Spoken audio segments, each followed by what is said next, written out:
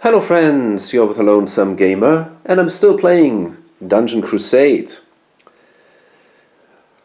And now, during the second dungeon dive, we managed to kill the Dreadthorn, and he was guarding the Jade Key, and now he isn't. And the next task will be to kill this guardian here, Nefarian, and I mean he's nearly dead, so that should be possible in the next turn.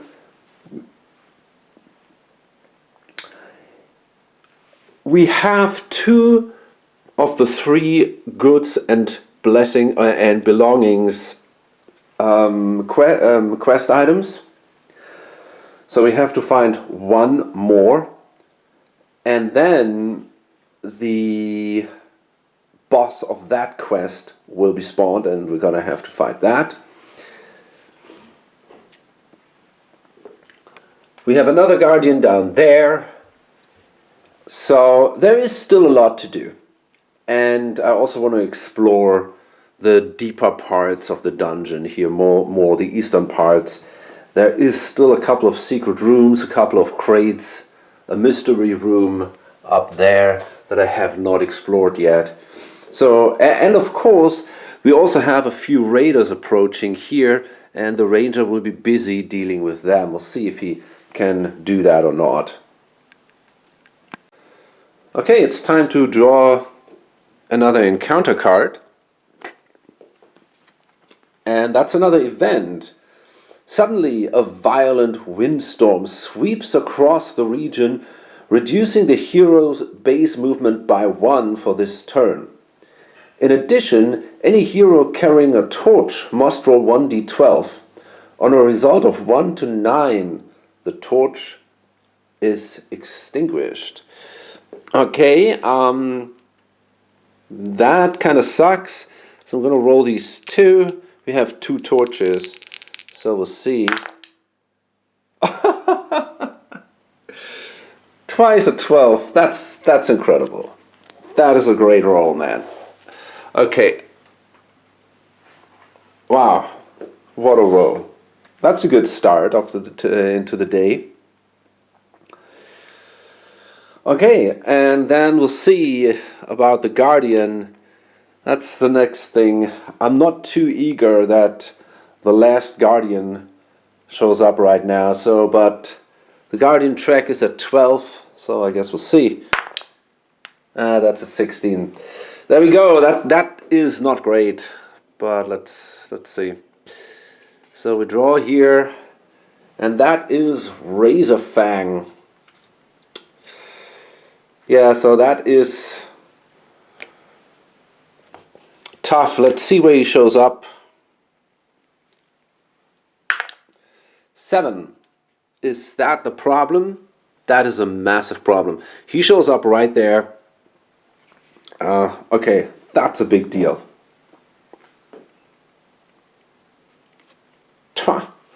Okay, so we'll see what we can do here. Okay, so this guy is then basically spawned, as I see it, in a random space adjacent to the spawn point. So let's see, I'm going to use the 8-sider here, and then we're going to spawn him here.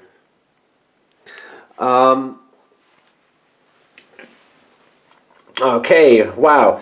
Well, okay, I mean, looks like we probably just have to continue fighting. Yeah, I mean, well, there's not a lot we can do about it.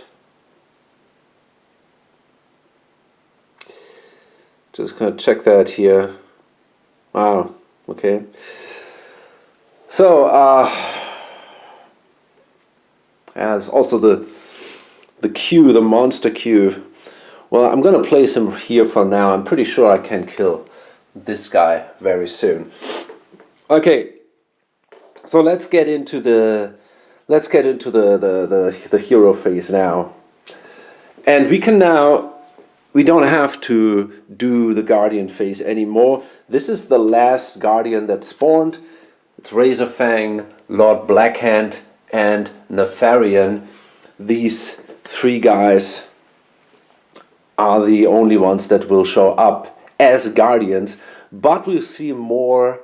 We'll see more of the Guardian creatures from the quests. And this is actually one problem that I have. I could now, for example, with these two, I could continue trying to find the third goods and belongings token, but that would then bring another Guardian, the Red Widow, on the board. And I really don't know if I want that to happen at that specific moment when there already are three. So I think I probably won't do that. So we start with the Ranger, and his job is just the same during the whole game, basically. We want to try to stop the Raiders. So I think, again, I'm going to use the Shadow Stalker ability here. The guy has... Let me see. By the way, there is one rule interpretation I thought I will change, and that is these special abilities. If you have two of them, the rules tell you, and that's how I played it last time, you flip the card, and after you used one of them, you flip the card, and then you cannot use it again. But it didn't say that you cannot flip both cards. So technically, it didn't say you cannot use the Shadow Stalker ability twice. I mean, that's how I read the rules. But now I think that actually makes not a lot of sense. I think you should be only allowed to use it once. You could use the less expensive card to save cost if you only need to do 1 damage. But I think you should not be allowed to use both cards. Especially if you take some of the other abilities, like for example the Enchanting Hymn. If you have a second card of that, you could give your heroes basically, I don't know, something like a +5 for the whole turn. And I don't know if that is reasonable. And so I'm not sure about that, but I think I will play that way, that you can only use it once per turn. I think that makes... I'm just gonna try that. Makes it a little harder for me, especially now in the upcoming situation. Okay, so what I'm gonna do is I will use now the Shadow Stalker ability against this guy here. So yeah, I think I'm just gonna move basically here, then activate that ability. And I'm gonna spend 3 essence, which is painful, and you know,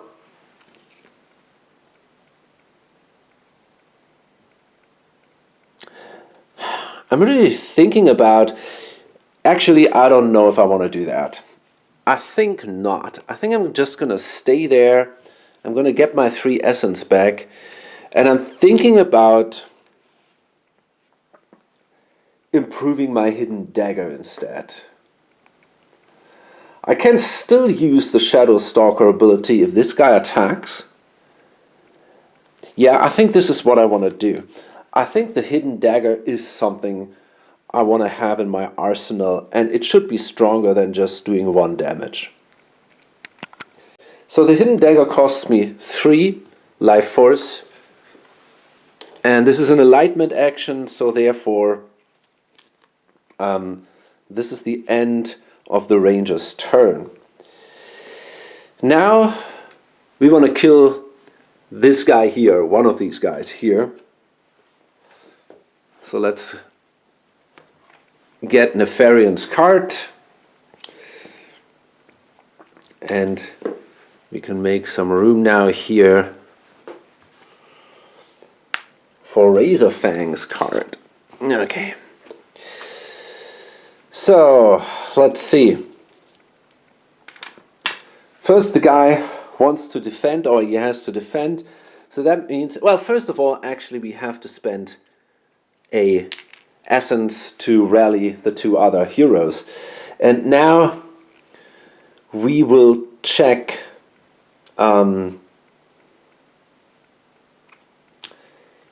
if he triggers his special ability.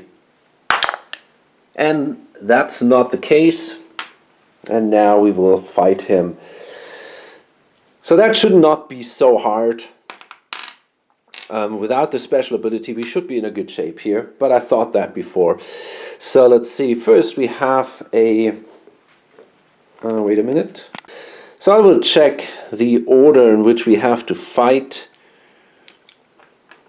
Come on. Okay, so let's see. We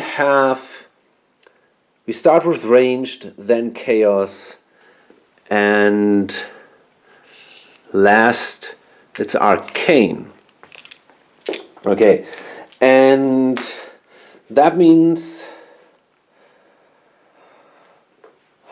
I'm gonna start with the knight, I guess. Yeah, I think that makes the most sense. I'm going to start with the knight.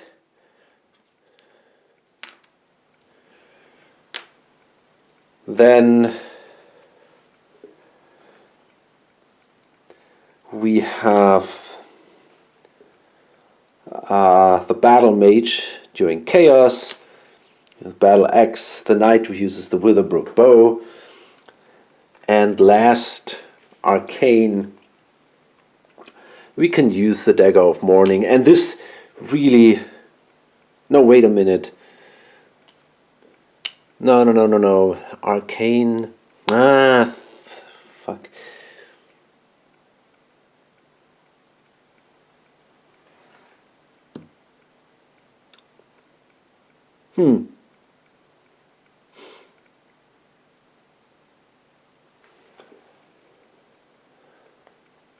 Just a minute. Actually, that's a bit odd. They all have to participate in the combat. I'm not sure if I actually want her to rally, because, you know, I think I don't want her as part of that combat, because she is simply better. She's better in arcane combat. So I'm going to use the Sword of the Fallen to attack. Yeah, I'm going to do it that way. I think the reason why I had her last time, she did the ranged combat. She was pretty good there, but I wanted someone who could do 3 damage with a single attack, and therefore the knight also entered the battle. But now, I think that's not necessary anymore. So, yeah, okay, let's do it. Let's start the combat now and let's kill this guy. Maybe I should have thought that through a little more. Then maybe I could have also immediately attacked the other guy. But okay, we'll see now. Okay, again, not the best roll. Especially the ranged combat was a disaster.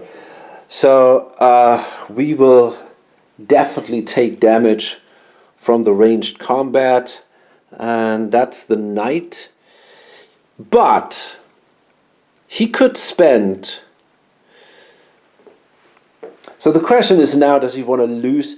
Wait a minute here. I mean, the next one is then chaos. We have 8 in chaos. And I got a modifier of +7. So that's also not good. Um, huh. That's not enough. I would kill the guy in... I would kill him, but only in arcane combat. Now I'm thinking about, I could play my tactical warfare and get a reroll here with the blue dice.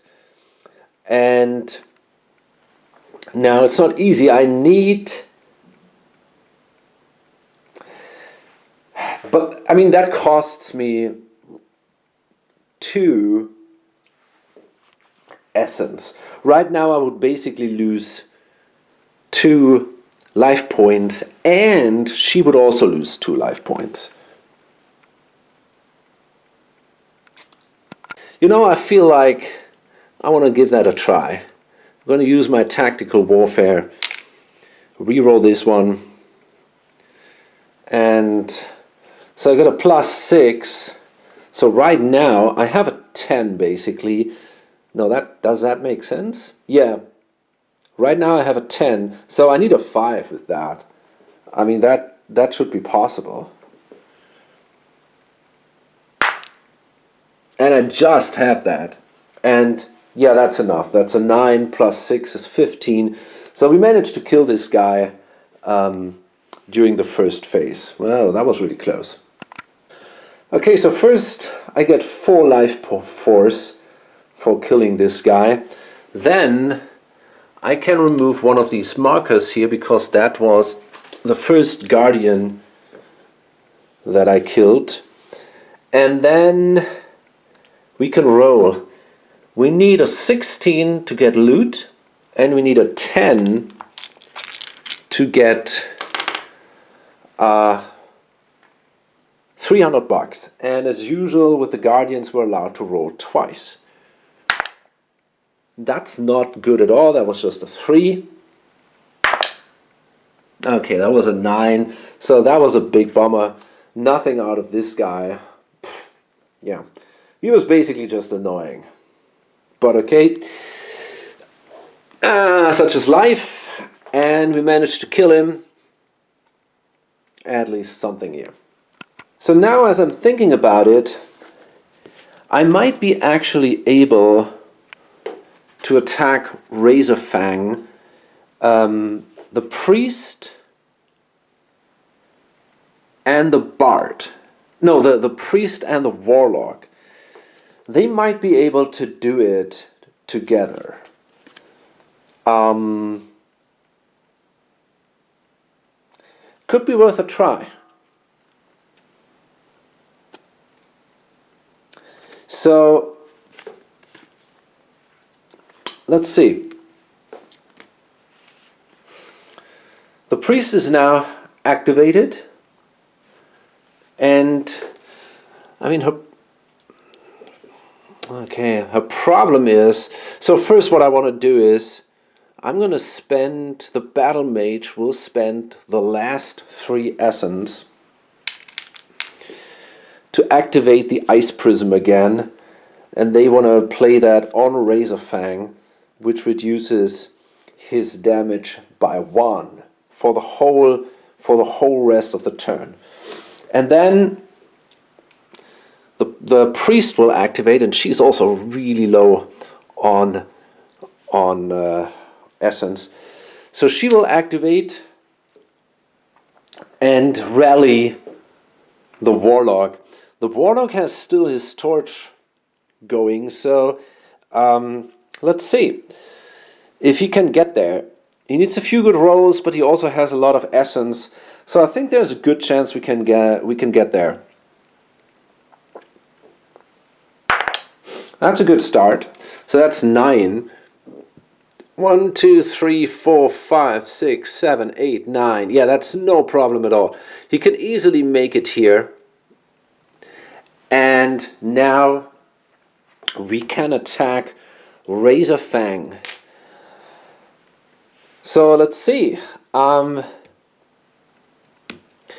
We have to start with, yeah, we got that and that one.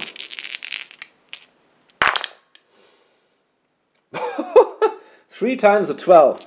Okay, so I gotta reroll these. Okay, so we start with ranged combat, then we have the mythical combat, and last we have the physical combat. And technically, I think at that point it really doesn't matter, because we will not be able to kill him with this in this round of combat anyway. But still, I mean, let's see. So, ranged combat and arcane combat will be done by her. Sadly, she can't do... Well, maybe not, actually. No, I think not. Maybe he should be the one who does the arcane combat. Yeah, that's better. And he can also do the physical combat, and then... Yeah, let's do it like that. So we'll see. The ranged combat is done by her. So that means she attacks during phase 1. Where's that marker? Here. And she uses the Dagger of Mourning. And then the arcane combat is done by him. The only question is, which weapon will I use? Because, yeah, I think I'm going to use the... I'm going to use Charcy's hatchet during the arcane combat, because that gives me... The odds are better that I hit there, and I will do 3 damage there. And then last, during physical combat, I'm going to use the Heart-Seeking Dagger. So we got our 6 dice, and let's see what we can get here. Well, that's a mixed bag, not that great. But we'll see. So we start with ranged combat. We got an 8. Plus 6. That's a 14, and that is exactly enough. So we do 2 damage. Then we've got here only a 5 in mythical combat, which is really bad. However, I got a massive modifier. I got a modifier of, that's 6. Wow, wait a minute, I got an, is that, okay, that is 4, that is 8 of 11, holy crap. I managed to kill the guy, to hit the guy even there, so I get another 3 damage against him. And I just lost the marker somewhere. Oh, it's probably in here. And then, even in physical combat, I rolled an 18, so that's also enough. So that means he takes another 2 damage. Wow, that was pretty successful. So I already did 7 damage. He only has 10 life points. So that means he's not in the best shape anymore.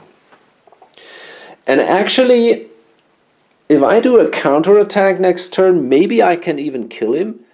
But I'm not sure who he's going to attack, so we'll figure that out in a couple of minutes. So now we go into the monster phase. And actually, I didn't activate the Bard. I just realized that...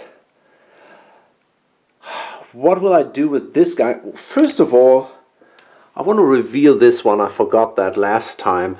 But this is not a mining site. And then I might consider triggering this trap.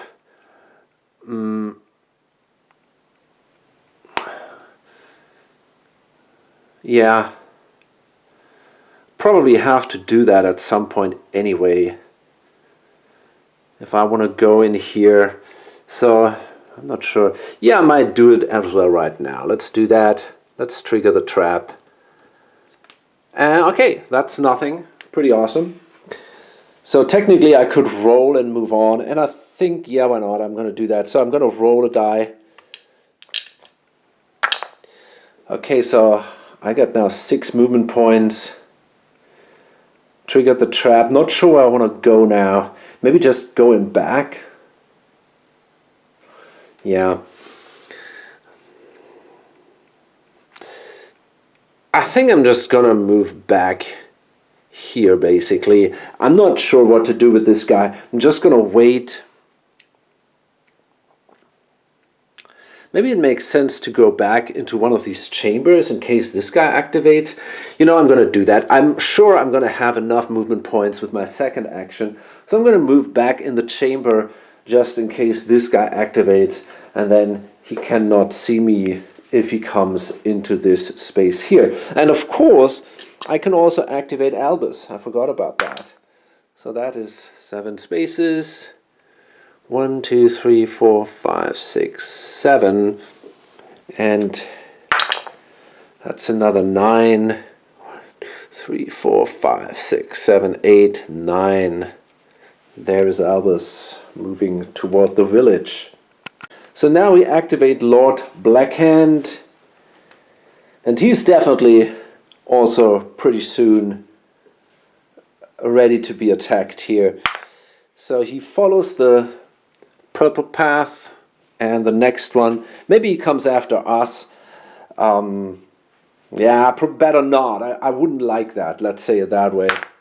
Blue, and it happens. Holy shit, he moves right there, and that means I wonder if he attacks. He probably does. Gotta check that. We haven't seen that until now. That usually we are the ones attacking. So that could be an issue now, because we could not play the Ice Prism again. And that can be very, very dangerous now. Maybe a hero will get killed. We'll see. Okay, actually, I made a small mistake when it comes to the Guardian movement. When he moves from spawn point to spawn point, or from a skull to a skull or whatever, if he ends his space, if the spawn point or the skull point is occupied by another monster, he will not be placed on that point, he is placed adjacent. And I kind of did that, and I said, okay, it doesn't matter, but actually it does, because he will then use his next activation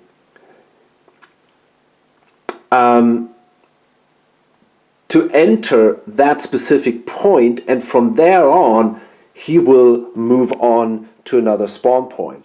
So what is meant by that is, if he ends his movement on an occupied space, basically he has to be placed adjacent to that space, and then with his next movement step he basically first has to enter that space and then continues moving. So that might slow the Guardians down a little bit. It's a specific case, but I remember we had that once or twice. And now let me see. I'm not quite sure. Remember to check if at any part of the movement procedure the Guardian starts tracking the hero. Okay, so that would have happened when the guys move in there. And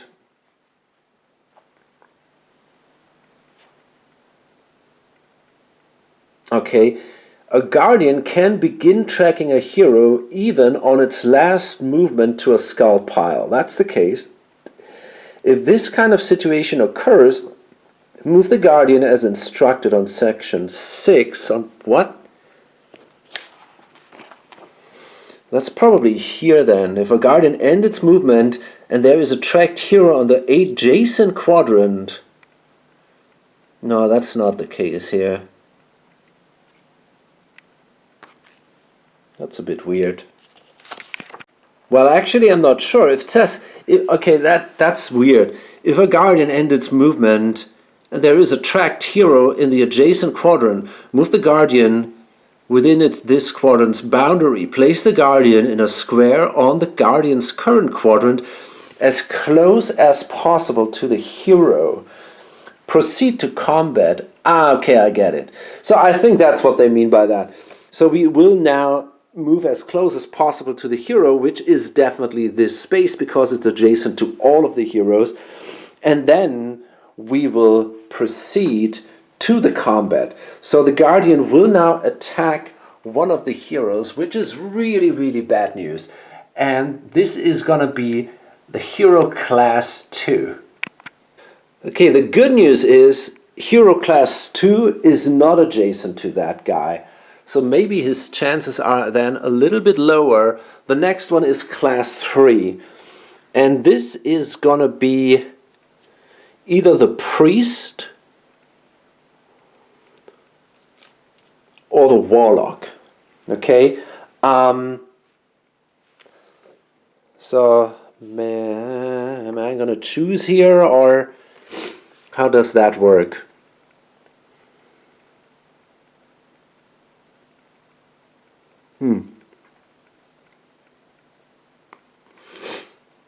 Okay, I didn't find an answer to that. Maybe there is one in the rules, but the rules are sometimes a little bit, well, difficult. So let's see. I think I'm going to randomize simply. So we said it's the priest or the warlock, right? So on a 1 to 3, it's going to be the priest. Okay, so he will attack the priest. That is not good news. The priest only has 4 life points. I think it is actually now very likely that she could die. But maybe not. Who knows? So let's see. Lord Blackhand. On attack, Mind of the Blackhand. No, yeah, that's the guy, of course. Before Lord Blackhand attacks the target hero, that hero must test willpower to not be intimidated. Okay? So, let's see here. I think she has a solid willpower. She's got a +1 here.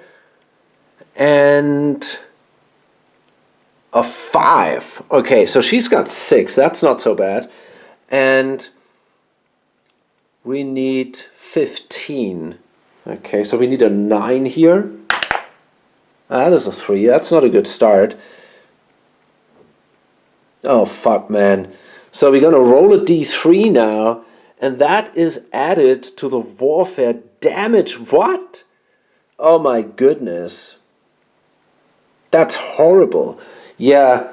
Oh, man, this is terrible. Okay, so I'm pretty sure she's going to die. So that means now every hit is 5 damage. So basically every hit is a kill. So she's not allowed to take a single hit. Otherwise she's going to be dead. Wow, that's pretty rough. And we'll see.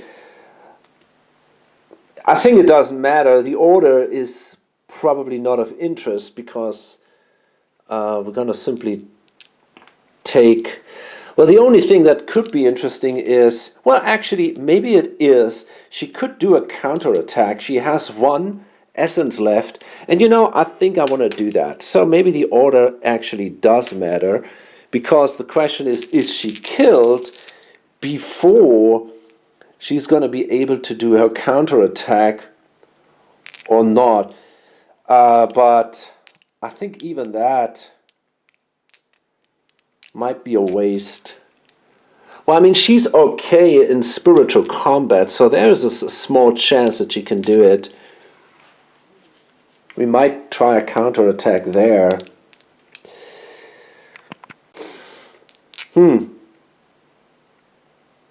I'm going to try a counterattack in spiritual combat, so I'm going to spend my last essence, and we'll see how we're doing here.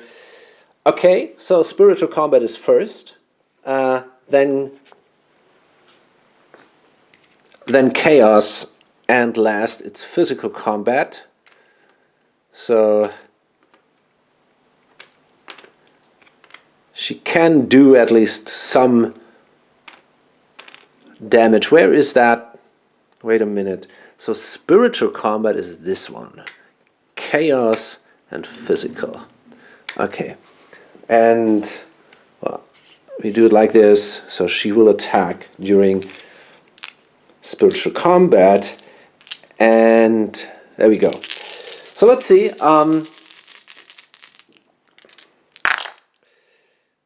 Okay. That wasn't good. No big surprise here. So she's killed, that's for sure. She rolled a 10 during spiritual combat. She can add 5, but I think not even that is enough. No, she needed a 16. She doesn't have that. So yeah, that's it. She is killed. That's not good. So we got to figure out what we got to do now. I have not seen the death of a hero until now. Okay, so the hero's miniature, that is here. Our priest. She goes to the resurrection shrine. That is up there in the village. And then the terror track goes up by 1, okay. And now at the start of the next upkeep phase, roll a d3. Set the hero's health and essence to the rolled value. In addition to this, roll the red d12 for health and the orange d12 for essence. The results on the dice are what health and essence have been restored to this hero. Place the resurrected hero adjacent to any hero in the dungeon. Okay, so that's pretty cool. We can simply bring her back next turn. I'm going to make these rolls right now because otherwise I forget all the modifiers. And then during the next upkeep phase, we'll simply put it back into the dungeon. So let's see, we need a d3, I guess. That's right underneath the rules. Okay, so wait a minute. D3, that's what they get, and then a d12. Okay, a red d2, okay. Okay, cool.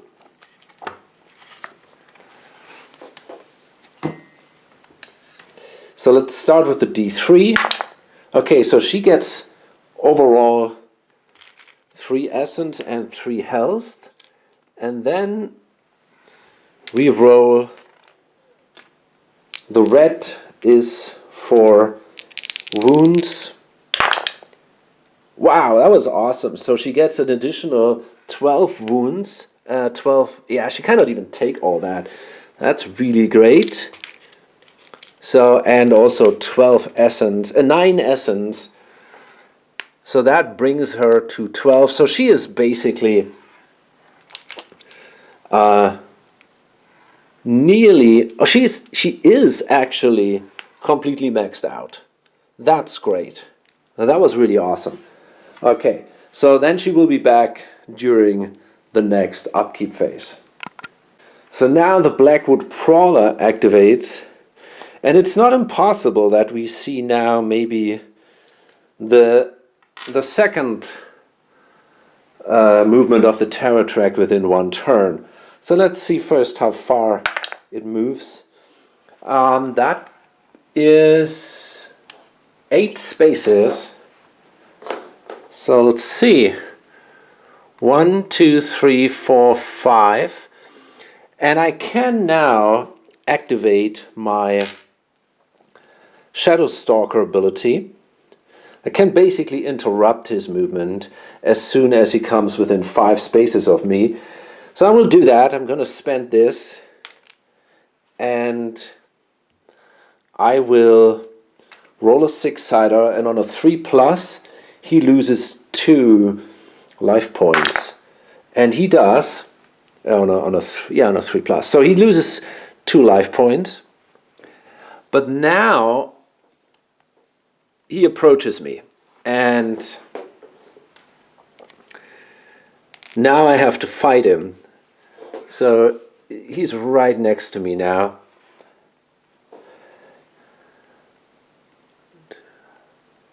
Wait a minute. Where did he... I think he cannot enter the village. I'm not quite sure. I think even if he kills me... No, he moved already. I forgot to count. But I'm pretty sure he cannot get to the village. So I'm going to place him, if he makes it, if he survives the attack, I'm going to place him somewhere adjacent to the village. I don't remember how many spaces he moved, but I'm pretty sure it was not enough to get into the village. Anyway, let's see. So we're going to do a fight, and a 1 is a big problem. Everything else I think I'm okay with. Okay, that's a 3. That is the best that could have happened. That's the best outcome. That would be chaos. And I think even if his stupid amulet activates, I still got a good chance to kill him. But we get a roll, and on a 15 to 20, it's +4 on all his warfare values. Okay, that's not the case. So now it shouldn't be such a big deal. And yeah, we're simply going to roll here.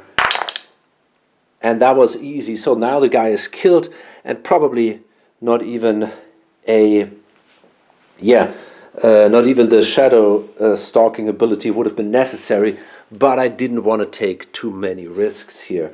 So okay, that was luck. The guy is killed, and I can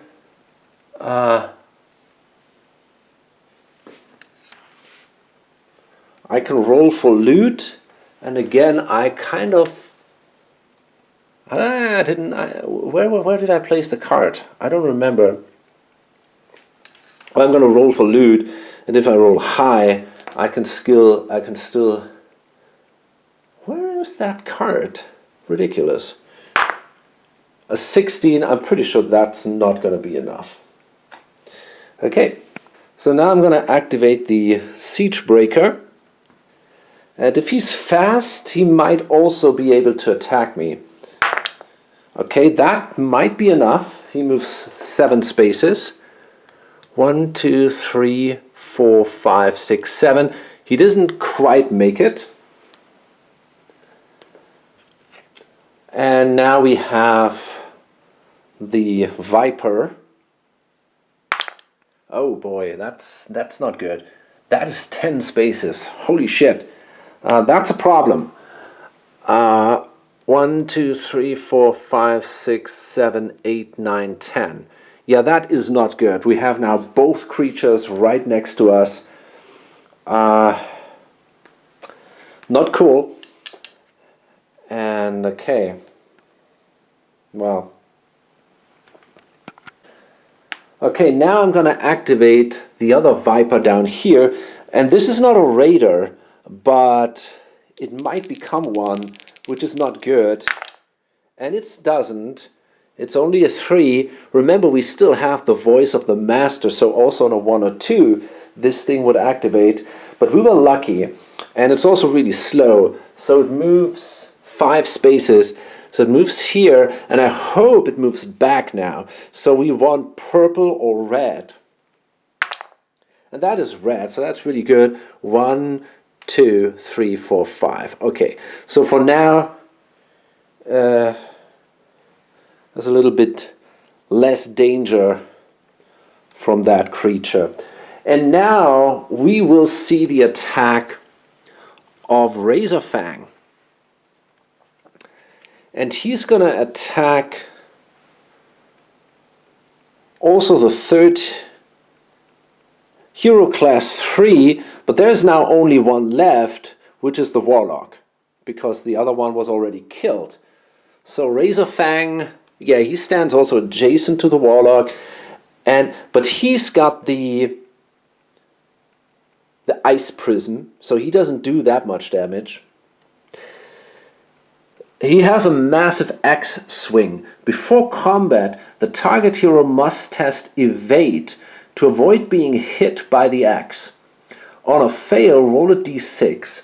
Okay, so we have to check Evade, and we need a 16.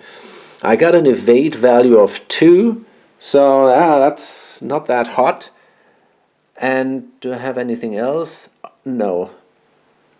Okay, so I need a 14, I think. That's tough. I have that. Awesome. Got a 17. Fantastic.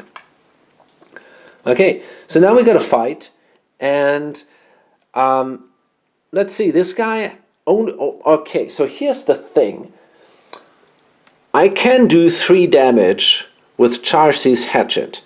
If I could kill this guy, that would be amazing, because then we can focus on Lord Blackhand next turn. He is super dangerous. Yeah, I think I really want to do that. So let's see. We have physical, we have ranged, and we have arcane. Now I'm definitely going to use mythical. I'm definitely going to use my mythical ability. I'm very, very strong there to do a counter attack. So I'm going to spend an essence for that. And I will use Charles's Hatchet. Now we'll see.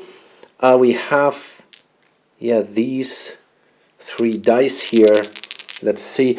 I hope that we roll the purple die high, because then I got a good chance to kill him without even taking damage. And that worked out. We got here a 10. That's excellent. So that means that, yeah, we start with that. 10. Oh, I didn't realize what the others were, but that doesn't really matter. If I don't kill him in the first one, then it doesn't matter in which order the others actually happen. Okay, so let's simply start now. So we have blue. It's spiritual, right? Yeah. No, it's actually physical. Yeah, okay. So ranged and purple. So we're going to attack during purple, and if that works out, he's killed, and we don't have to go through the others anymore. Okay, that did work out. We have a 13 here, and that is clearly enough. So we do 3 damage because of the hatchet, and that means, yeah, he's done. Awesome, that was good, and it also was kind of important. Because, yeah, Lord Blackhand is really a dangerous guy. So that's another 5 life force, and we can remove another one here. So this side quest, we might be able to finish that one pretty soon. And now we'll see.